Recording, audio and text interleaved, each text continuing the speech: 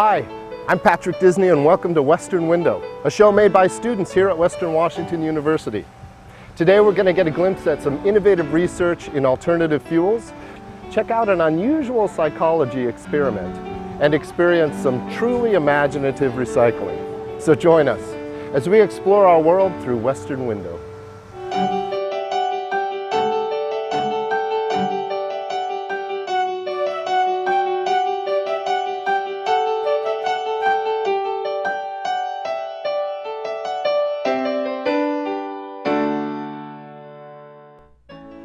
Western's Vehicle Research Institute is known for its award-winning car designs, but don't let the sleek exteriors fool you.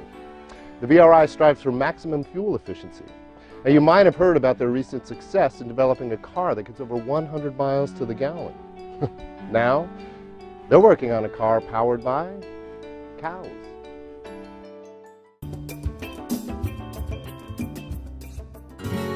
I'm Eric Lenhart. I'm the director of the Vehicle Research Institute here in the Engineering Technology Building on Western Washington University's campus. We are currently working on biomethane. And the idea of biomethane is that we can take waste from animals, dairy cows in particular. And in Whatcom County, we're among the top 1% of all counties in the nation with regard to dairy cow population. This 80,000 cows are capable of producing somewhere between 9 and 20 million gasoline gallons of equivalent energy per year. Right now, the dairy cows, their waste causes an environmental burden for dairy farmers, and it's one that the Department of Ecology, both locally in the state, and the EPA, the Environmental Protection Agency on a federal level, are trying to work on. The methane, as we currently deal with the waste, produces 23 times on a mass basis the global warming potential. So it's a tremendous greenhouse gas emission in our region. It also produces fecal coliform and other kinds of algae blooms in the water supplies. So all of those kind of environmental issues are things that, by using this as a fuel, could make the economics of cleaning up the farms more desirable for farmers. What the farmers need to do is install anaerobic digesters to digest this waste. But the challenge is the capital cost of the anaerobic digester. Right now what we're doing in this county is we have one anaerobic digester, and it's producing gas. It's a raw biogas. It has methane in it, has hydrogen sulfide, carbon dioxide. It's burned in a V12 that's been diesel engine that's been converted to run on the gas. This one farm, the Vanderhoek Dairy, it produces enough gas to have the equivalent of around 200,000 gasoline gallons equivalent per year. Dairy cows do their business in one spot. Their waste is scraped into a sump. It's pumped into a holding facility. It can be pumped directly into the anaerobic digester, and then it can be processed. You can run the gas through a refinery unit, compress it so it's at a high density, and then put it into your cars. So it can all be done on the farm. What's different about our research institute is that we tie in the advanced vehicle, an advanced parallel hybrid vehicle, with the biomethane and the biofuels research. Our Viking 32 vehicle, our blue car, it gets 50 miles per gallon. The yellow car behind me, it's designed to get 100 miles per gallon. These kind of highly fuel efficient cars are what's needed when you start going to biofuels. Nobody else has done that. We're the first school to run the cars on biomethane on a hybrid vehicle. Our research facility, with the use of undergraduate students, with the way that we've been able to leverage funding from private and public facilities, has been able to have a research impact far greater than the amount of dollars that have actually been in the facility. There's a multiplier effect with Western, with these undergraduate students, that it's much greater than what you can find at other pure research institutions and, frankly, at pure research organizations, at corporations. So we're roughly 1/10 the cost. It's a pretty impressive track record that we've been able to do right here at Western Washington University. Welcome back to the studio. Eric, as director of the Vehicle Research Institute, you have to be extremely excited about the direction that it's going. Can you give us any updates in terms of what the methane project is where it's headed right now? Absolutely, Patrick. We just have gotten the Bel Air Charters Airporter shuttle bus running on natural gas. It's providing service between Ferndale, Bellingham, and the Seattle-Tacoma International Airport, and it's running on natural gas from our refueling station at the Vanderhoek Dairy. Oh, that's fantastic. So can you tell me a little bit about what's going on up at the dairy itself? What's really exciting about this is, you know, in Whatcom County we've got 50,000 dairy cows. We're one of the top producers of dairy milk in the nation. And so right at the Vanderhoek Dairy we've got about 667 head of cattle on 2 different farms. You know, cows pose a lot of environmental challenges for farmers because of this waste stream. We have to worry about water quality, air quality. Can you talk just a little bit about the positive transitions you're able to make with this besides the methane fuel? Absolutely. So the anaerobic digester itself is able to produce 3 product streams. One is the biogas that we're interested in producing for methane gas, but we also have a liquid that is the fertilizer that's Washington State University is working on developing that, and that liquid gets spread on the fields, and it's free from any kind of pathogens, so we don't have a water quality issue. And then there's also a solid byproduct which can be used by the cows as a bedding compound, a peat moss substitute, or a potting soil. It's good. It makes a really good base soil for growing plants. We're really working on finishing our refinery so it can run continuously, producing 60 to 100,000 gasoline gallon equivalents of fuel every year, and that would be biomethane fuel. So that would be from the cows. We're not quite there yet. We have a few more systems to develop, but once we do that, I hope it can serve as a model for the rest of Whatcom County and, frankly, the nation, because we need to start using these biogas resources and running vehicles on biogas as a substitute for petroleum fuels. Because they allow us this great environmental benefit. We can reduce global warming, but they also can help us wean off of imported fuels. So that gives another great benefit to the fuel. As a layperson, I'm really curious what you think in terms of where we are headed as a culture, maybe even globally, with not only fuels, but what are cars going to look like in 15, 20, 30 years from now? Well, that's a great question. And I think I look at the world and I see, for example, the North Slope of Alaska. We have 2.2 million barrels a day being produced there when it first opened up. And now we're down to 700,000 barrels a day. So I know that the supply of easy hydrocarbon liquid fuel is diminishing. We've probably reached our peak in terms of global production in that fuel, so we've got to look for other solutions. And that means for personal transportation, you know, we've got to look at more walking, more mass transit. We have to look at more electric vehicles for our private commuting. Around town, we're only going 20, 40 miles a day. For our larger vehicles, we need to look at natural gas as a way to move our trucks across the country, and that'll take the pressure off of diesel and gasoline fuels. So those are all things that I see happening, and they're starting to happen now. You know, we've got the Leaf coming out, and they're hoping to produce 10,000 units of that this year. That's a drop in the bucket, but hopefully we keep building that momentum. And do you see, in terms of vehicle design, obviously there's going to have to be adaptations made for the fuel sources themselves, but other innovations finding their way into the vehicle design? Absolutely. You know, it makes no sense to run around in a 6,000-pound vehicle carrying a 200-pound person. This just makes no sense. So we've got to get our vehicles, really our personal vehicles should probably be 1,500 pounds, which is about what, you know, a little bit heavier than a Model T weighed. And it can be done with advanced composites. We've demonstrated this. We can meet the safety requirements. But we just can't carry our whole office around with us every time we want to go take a trip. And then, you know, we use our vehicle just a few minutes a day, and then it sits parked all day. Yeah. So it's not a good use of resources. Yeah, that makes sense. It is such an exciting program. Eric, thank you so much for joining us today. Eric Lenhart from the Vehicle Research Institute. Thanks for joining us. Stay tuned for more Western Window.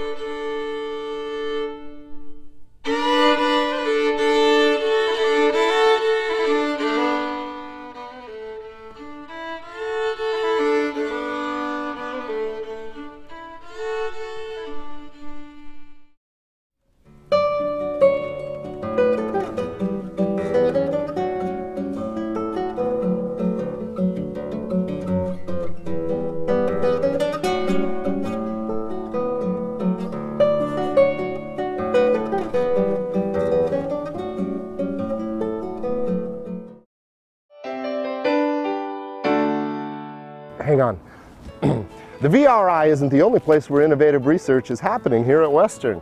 With a little help from a unicycling clown, the psychology department has discovered some pretty definitive conclusions about the dangers of distractions while talking on a cell phone.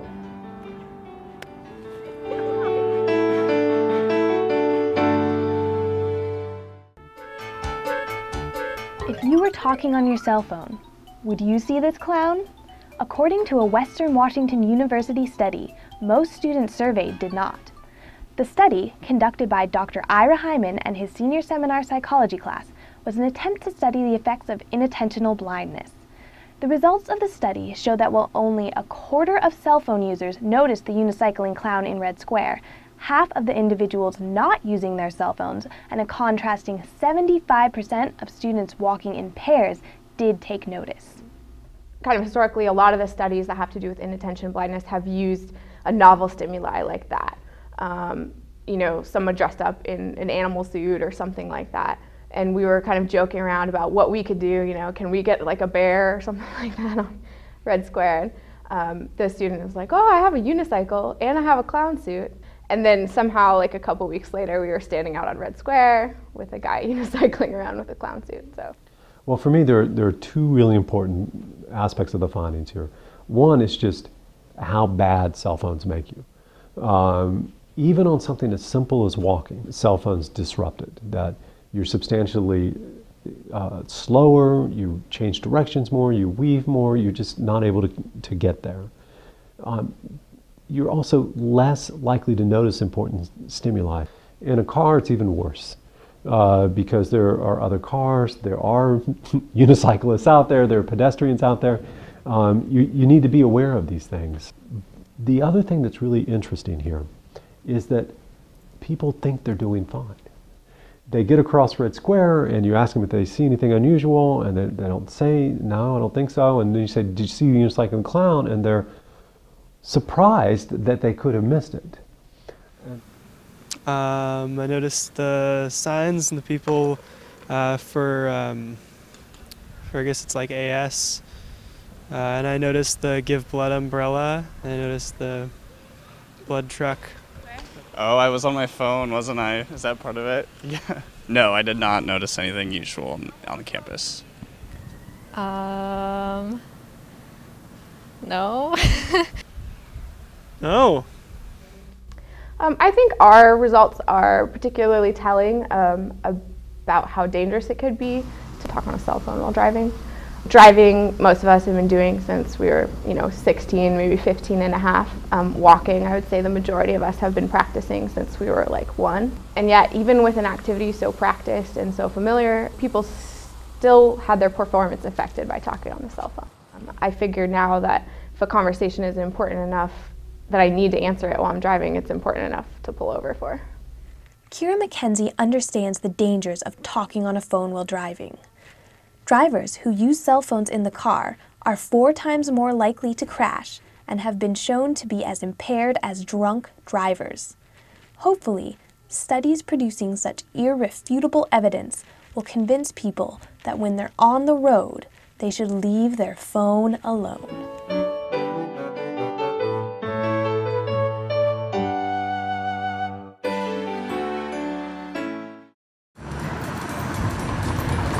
I feel like I've only seen him in James Bond.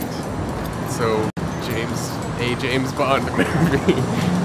Well, what else has he been in? Hold on, he's been like 007. And then yeah, and it's like the same character in a different movie. It's like, got some people and have some sex. I can't think of one movie he's in right now, but I can picture him. He's in that movie where they steal the paintings. That's a good one.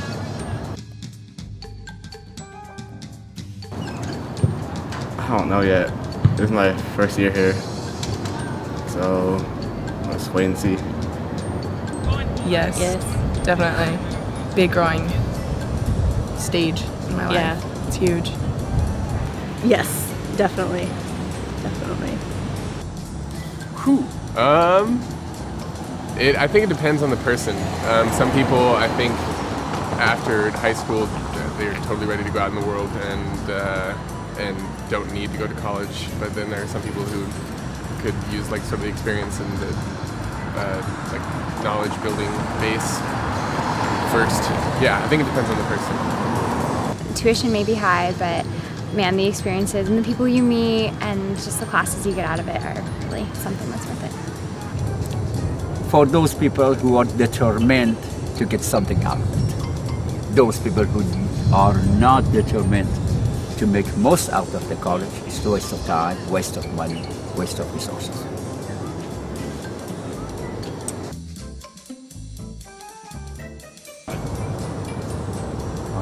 Wow. Accomplish everything. Gotta accomplish as much as you can. I don't think there's really one thing in particular. I don't really want to write my bucket list yet. That seems a little gross. Can I say anything I want on this? Or? I want to jump out of a plane before I die. I don't know if it's an accomplishment or not, but it's like the one thing that I like need to do. I want to accomplish everything else. Besides that. Besides that? Yeah. I'm not really crazy You're about not a jumper. plane.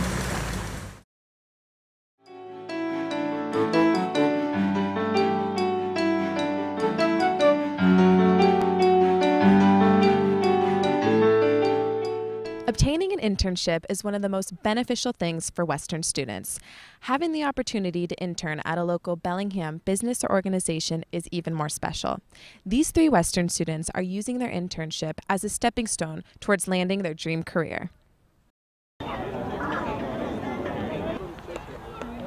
My name is Emily Green and I intern with the Bellingham Bells Baseball Club. I've learned a lot about how a baseball team is run and everything that goes into it.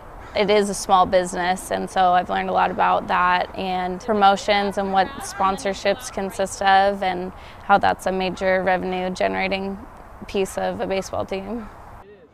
I think that knowing like the inner workings of a baseball team, and especially at this level where I can kind of have my hand in everything, not just the marketing aspect of it, that'll really help. I write all the game scripts for every game, and I choose what between inning promotions we do and everything, and so I'm not the most creative person in the world, and so that's kind of stretched me a little bit. It's really taken me out of my comfort zone, and I like that a lot. I hope to work for a professional sports team, whether that's baseball or the NFL or hockey or something like that. I've always been really interested in sports.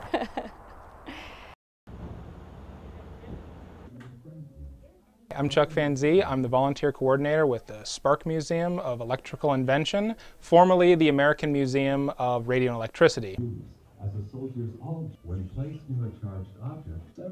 Basically, as a volunteer coordinator, I deal with the various interns. I make sure they're all on task. They're kind of doing what they're supposed to be doing. I was very happy to have an internship here because, first of all, it's exactly what I wanted to be doing. It's a lot of administrative, it's educationally involved, but then it's very community oriented. So it's nice to be with a group that does so much with the community, and then you get to meet everybody. I mean, everybody here is volunteer or from Western Washington, so there's a lot of community activity.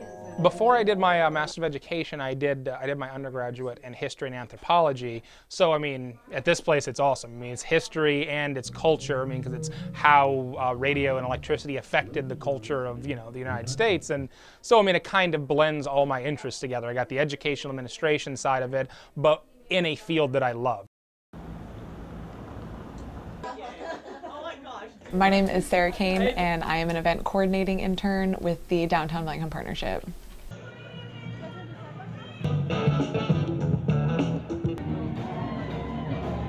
I've been helping plan Downtown Sounds. It's the summer concert series that takes place on Bay Street. I'm in charge of band hospitality, so I make sure that the bands have parking spaces, they're fed, basically that they're happy before they go on stage. And then I also help with event actual execution and takedown. I've definitely learned that event planning takes a lot of time, that there's definitely more that goes into it behind the scenes. You just have to roll with the punches, and that things are going to go wrong, and you just have to adapt as problems happen. Ideally, I think I would just want to work at a PR firm, one that does do event planning. I don't know if it's something that I want to do exclusively. Bellingham was a really good place for me to go. And I don't know if I have the actual experience yet to go like put my skills to use like in a bigger city like in Seattle, but this was a really good option for me. I know that I'm getting really good experience and I know that this is going to look good on my resume, but it's honestly, it's really fun just to get to go hang out at a concert all day. I mean, I'm not getting paid, but I get to hang out with cool people and it's a lot of fun. I picked the right major. I really enjoy what I'm doing. Whether you're a marketing major, graduate student, or studying journalism, internships give you the opportunity to get involved with your community while gaining professional experience.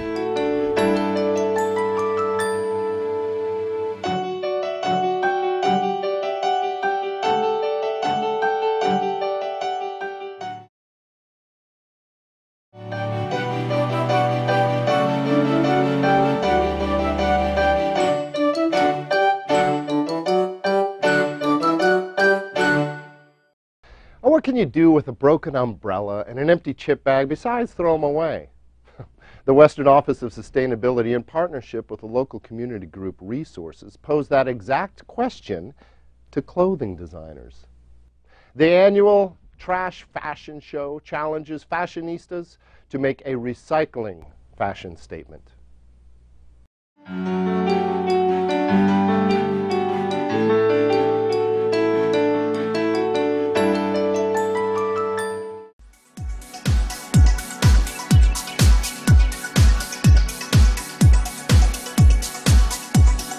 At the 10th Annual Trash Fashion Show, garbage was given a second life. Put on by the Restore and Office of Sustainability, designers showed you don't have to go to a mall to find fashion.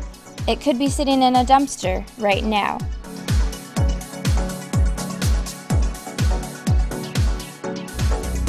I mean, it's amazing how people can create beautiful things out of garbage. The work is becoming extremely high quality to the point where it's club ready now.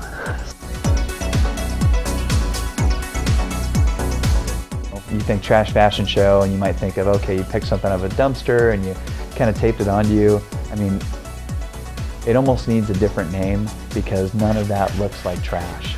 It's amazing what they come up with, and the ingenuity and creativity behind these designs makes me really proud. They've really put their heart and soul into it.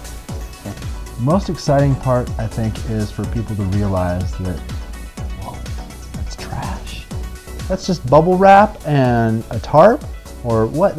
That's just Dorito bags, or oh my goodness, those were bicycle inner tubes, you know. And so I think that really blows away every single person in the audience to realize what these outfits are made out of.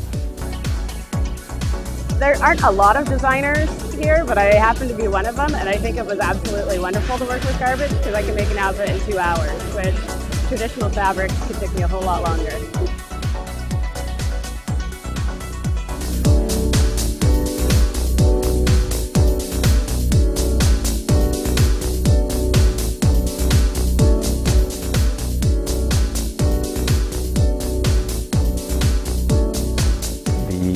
Industrial design students had amazing designs, and I think taking their ideas and their skills and producing wearable recycled art is such a great product for what they're learning. All of this amazing student work where people are trying to beef up their portfolios, and it's a class project, they're getting graded on it, so they go in some ways even more above and beyond the work that designers who are doing it out of their love of it. We have a commitment to zero waste on our campus, and I think anytime we can have an event like this that engages students, staff, faculty, and the community, it only helps to enhance that commitment towards zero waste, and through that help us reach that goal. Our goal is really to inspire people to take another look at what is this before I throw it away? How else can I turn turn it into something beautiful or useful or weird or funky or whatever it is. You know, there's a lot of different ways that trash is really a treasure. So we say, what's in your treasure can? You know?